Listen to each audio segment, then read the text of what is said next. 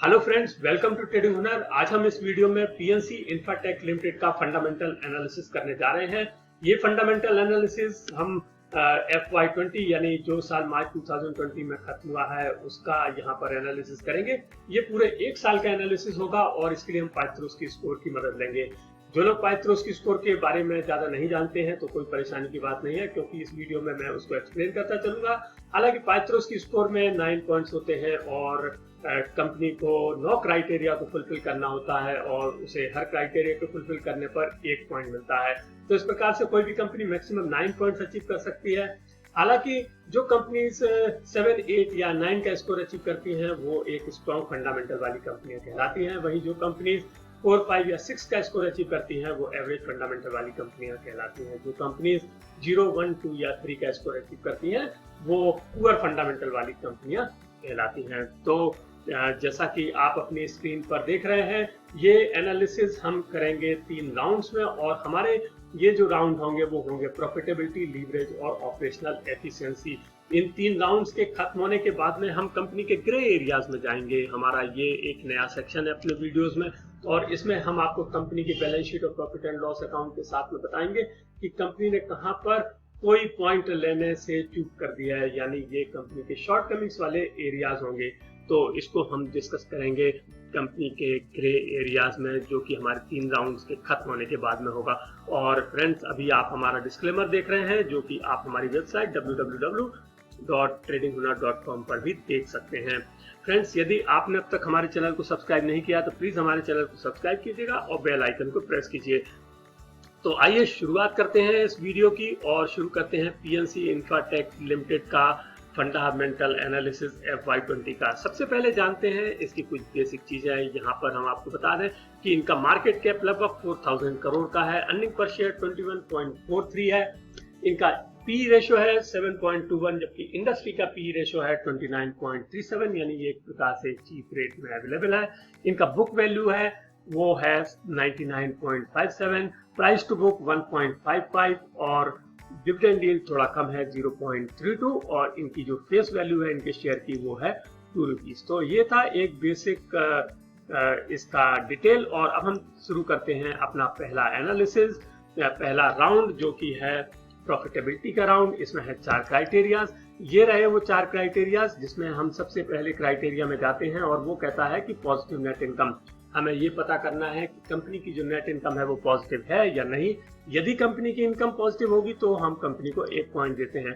तो यहाँ पर हम देख रहे हैं, जैसा कि आप देख रहे हैं डाटा में, ये फर्स्ट कॉलम में मार्च 2020 के फिगर्स है। इसमें बॉटम लाइन में है 543 करोड़, ये एक पॉजिटिव फिगर है और इसलिए हम यहाँ पर कंपनी को देंगे 1 पॉइंट।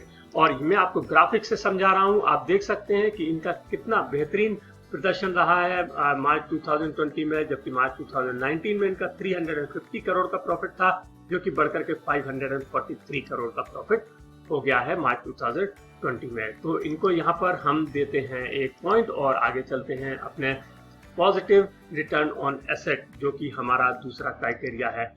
यहाँ पर हमें ये देखना है कि कंपनी का रिटर्न ऑन एसेट पॉजिटिव है या नहीं। तो यहाँ पर हम देख रहे हैं, आप देखिए फर्स्ट कॉलम में मार्च 2020 है, बॉटम लाइन में रिटर्न ऑन एसेट आ रहा है 6.47%, जो कि एक पॉजिटिव फिगर है और इसलिए हम यहाँ पर कंपनी को 1 और पॉइंट देते हैं। और अब हम चलेंगे अपने तीसरे क्राइटेरिया में, जो है पॉजिटिव ऑपरेटिंग कैश फ्लो का। यहाँ पर हमें ये चेक करना है कि कंपनी का जो ऑपरेटिंग कैश फ्लो है वो पॉजिटिव है या नहीं। यदि पॉजिटिव होगा तो कंपनी को 1 पॉइंट मिलेगा। तो हम इसके लिए इनकी कंपनी की कैश फ्लो फ्रॉम ऑपरेशंस हमने इनका डाउनलोड किया और हमने देखा, जैसा कि आप देख रहे हैं, ये लैक्स में फिगर है, लेकिन जब हम इनको करोड़ में बनाते हैं तो ये आता है 524.97 करोड़, जो कि एक पॉजिटिव फिगर है और इसलिए हम यहाँ पर कंपनी को देते हैं 1 पॉइंट। और अब हम चलेंगे अपने चौथे क्राइटेरिया में, जो कहता है cash flow from operation should be greater than net income. हमें ये पता करना है कि कंपनी का जो कैश फ्लो फ्रॉम ऑपरेशन, जो अभी हमने क्राइटेरिया 3 में चेक किया है, वो क्राइटेरिया 1 वाले पॉजिटिव नेट इनकम से ज्यादा है या नहीं। यदि कैश फ्लो फ्रॉम ऑपरेशन ज्यादा होगा नेट इनकम से तो कंपनी को 1 पॉइंट मिलेगा, अदरवाइज 0 पॉइंट मिलेगा। तो इसके लिए अभी हमने फ्रेंड्स देखा था कि इनका जो कैश फ्लो फ्रॉम ऑपरेशंस है वो है 524.97, करोड़, जबकि इनकी नेट इनकम है 543 करोड़, यानी जो इनका cash flow from operations net income से ज्यादा नहीं है। और ऐसे कंडीशन में हम कंपनी को 0 पॉइंट देंगे। फिर भी मैं आपको डाटा दिखा देता हूँ, ये देखिएगा 524.97 इनका कैश फ्लो है, जबकि इनकी इनकम नेट इनकम है 543 जो कि कैश फ्लो से ज्यादा है। तो यहाँ पर हम कंपनी को देते हैं एक 0 पॉइंट। और प्रॉफिटेबिलिटी में कंपनी को मिलते हैं 3 पॉइंट्स। हमारा पहला राउंड खत्म हुआ, पहले राउंड में कंपनी को मिलते हैं 3 पॉइंट्स और कंपनी का ओवरऑल स्कोर हो जाता है 3। तो अभी हमने पहला राउंड देखा कंपनी का, और जहां पर हमने देखा कि कंपनी ने 4 में से 3 पॉइंट्स अचीव किए हैं। और अब हम चलेंगे हमारे दूसरे राउंड में, जो कि है लीवरेज का राउंड। और इस राउंड में है 3 क्राइटेरियाज। आइए देखते हैं कौन कौन से क्राइटेरिया है।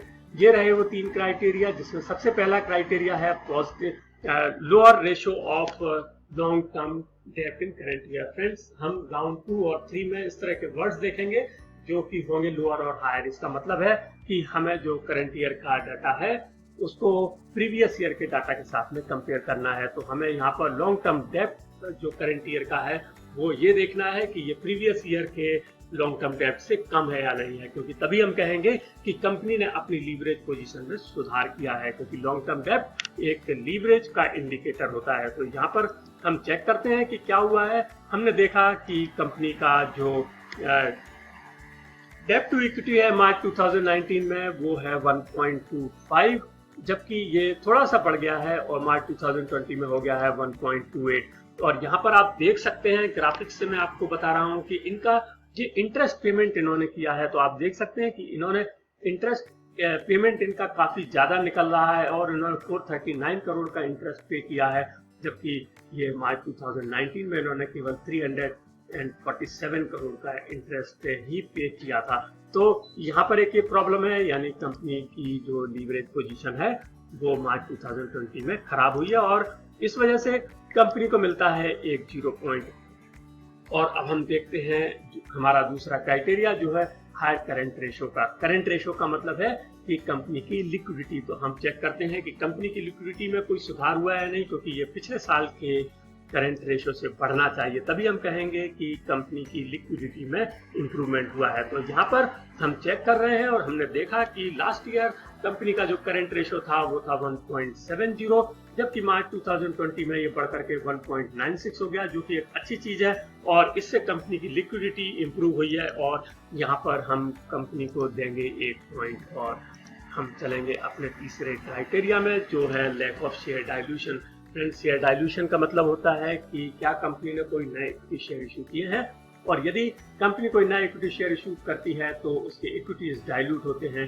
तो हमें ये चेक करना है कि कहीं कंपनी के इक्विटीज डाइल्यूट तो नहीं हो रही है, यानी कोई नए इक्विटी शेयर इशू तो नहीं हो रहे हैं। तो हम यदि कोई नए इक्विटी शेयर इशू होंगे तो कंपनी को 0 पॉइंट मिलेगा। तो यहाँ पर हमने कंपनी का cash flow from financing activities check किया और हमने देखा कि किसी भी तरह का कैश यहाँ पर इक्विटी इशू से नहीं आया है, और इसलिए कंपनी इस कंडीशन को फुलफिल करती है और कोई भी शेयर्स डाइल्यूट नहीं होते हैं। तो कंपनी को मिलता है 1 पॉइंट और लीवरेज में कंपनी को मिलते हैं 2 पॉइंट्स। हमारा दूसरा राउंड खत्म हुआ। दूसरे राउंड में कंपनी को मिलते हैं 2 पॉइंट्स और कंपनी का ओवरऑल स्कोर हो जाता है 5।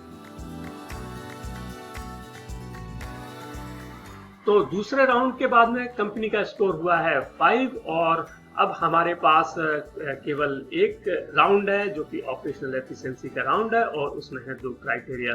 आइए देखते हैं वो 2 क्राइटेरिया कौन से हैं। इसमें जो सबसे पहला क्राइटेरिया है वो है हाई ग्रॉस मार्जिन का। हमें ये पता करना है कि कंपनी का जो ग्रॉस मार्जिन है, यानी कि ग्रॉस प्रॉफिट रेशियो है, वो प्रीवियस ईयर के ग्रॉस प्रॉफिट से बड़ा है या नहीं, क्योंकि इसी से हमें पता चलेगा कि इन टर्म्स ऑफ मॉनेटरी या in terms of pricing company की ऑपरेशनल एफिशिएंसी बढ़ी है या नहीं। तो यहाँ पर हम चेक करते हैं और हमने देखा दोनों साल के फिगर्स को। तो हम देख रहे हैं कि मार्च 2019 में इनका जो ग्रॉस प्रॉफिट मार्जिन था वो था 27.90%, जबकि मार्च 2020 में ये कम हो गया है और ये हो गया है 26.82%। तो हम कहेंगे कि कंपनी की जो ऑपरेशनल एफिशिएंसी है इन टर्म्स ऑफ मार्जिन्स वो कम हुई है और यहाँ पर हम कंपनी को देते हैं एक 0 पॉइंट। तो हम कंपनी को 0 पॉइंट देके अपने 9वें और अंतिम क्राइटेरिया में आ गए हैं, जो है higher asset turnover ratio. Asset turnover ratio का मतलब है कि कंपनी ने अपने जो रेवेन्यू या सेल्स जनरेट की है वो अपने टोटल एसेट्स का कितना परसेंट है। तो इसको हमेशा जो फंडामेंटल स्कोर है बढ़ाने के लिए वो प्रीवियस ईयर से ज्यादा होना चाहिए, तभी हम कहेंगे कि कंपनी ने अपनी ऑपरेशनल एफिशिएंसी को इम्प्रूव किया है। तो यहाँ पर हम चेक कर रहे हैं कि क्या हुआ है। हमने देखा कि इनका मार्च 2019 में एसेट टर्नओवर रेशियो था 52.02% जो कि बढ़ करके 65.98% हो गया है मार्च 2020 में। तो हम कहेंगे कि कंपनी ने अपनी ऑपरेशनल एफिशिएंसी में एक जबरदस्त इंप्रूवमेंट किया है और इसलिए हम कंपनी को यहाँ पर देते हैं 1 पॉइंट और ऑपरेशनल एफिशिएंसी में कंपनी को मिलता है 1 पॉइंट। और हमारा तीसरा राउंड खत्म हुआ। तीसरे राउंड में कंपनी को मिलता है 1 पॉइंट और कंपनी का ओवरऑल स्कोर हो जाता है 6।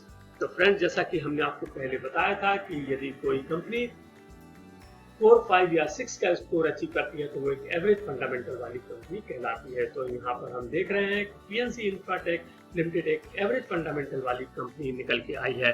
और अब हम इसके कुछ और डिटेल जानेंगे।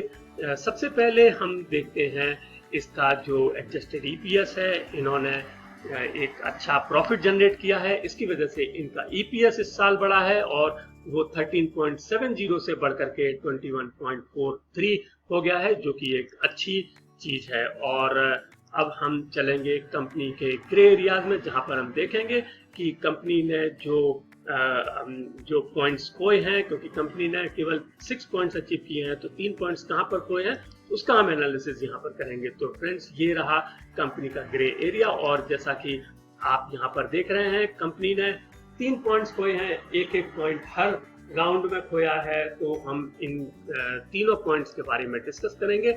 हम तीनों सेक्शंस को लेंगे और जैसा कि आप देख रहे हैं प्रॉफिटेबिलिटी में इन्होंने 1 पॉइंट इसलिए खोया था क्योंकि इनका जो कैश फ्लो फ्रॉम ऑपरेशंस था वो नेट इनकम से ज्यादा नहीं था, तो इस वजह से इन्होंने 1 पॉइंट खोया था। और जो लीवरेज में है, वो लीवरेज सेक्शन में उसमें क्या हुआ है कि कंपनी का लॉन्ग टर्म डेट बढ़ा है। जैसा मैंने आपको दिखाया था कि इनका इंटरेस्ट पेमेंट भी बढ़ा है। तो यहाँ पर मैं आपको बता दूं कि इनका जो इक्विटी है वो 14% बढ़ी है, जबकि डेप्ट इनका 26% बढ़ा है और इस वजह से इनका जो लॉन्ग टर्म डेप्ट इक्विटी रेशियो है वो गड़बड़ा गया है। तो ये वजह रही है इनके लीवरेज की पोजीशन में खराब होने में। और अंत में हम ऑपरेशनल एफिशिएंसी में देखते हैं, इसमें भी कंपनी ने 1 पॉइंट लूज किया है और वो पॉइंट उन्होंने लूज किया है ग्रॉस मार्जिन में, यानी ग्रॉस प्रॉफिट रेशियो में। तो उसकी वजह ये रही है, बहुत छोटे से पॉइंट से इन्होंने ये पॉइंट मिस किया है। लास्ट ईयर इनका जो earning before interest and tax था वो था 4.35%, जो कि कम हो गया है और 3.86% हो गया है, जैसा कि आप यहाँ पर स्क्रीन पर देख रहे हैं। लास्ट ईयर इन्होंने 3774 की सेल पर 706 का इन्होंने ईबिट जनरेट किया था, जबकि इस साल इन्होंने सेल तो काफी अच्छी हुई है, 5602 की सेल हुई है, लेकिन उस पर जो ईबिट जनरेट हुआ है वो हुआ है 1152 करोड़ का। तो ये थोड़ी सी कमी है इन टर्म्स ऑफ परसेंटेज और इस वजह से कंपनी ने 1 पॉइंट यहाँ पर खोया है। तो फ्रेंड्स, आपको ये वीडियो कैसा लगा? यदि आपको ये वीडियो अच्छा लगा हो तो प्लीज लाइक कीजिएगा और शेयर कीजिए, और यदि आपने अब तक हमारे चैनल को सब्सक्राइब नहीं किया है तो प्लीज हमारे चैनल को सब्सक्राइब कीजिएगा और बेल आइकन को प्रेस कीजिए। Thank you.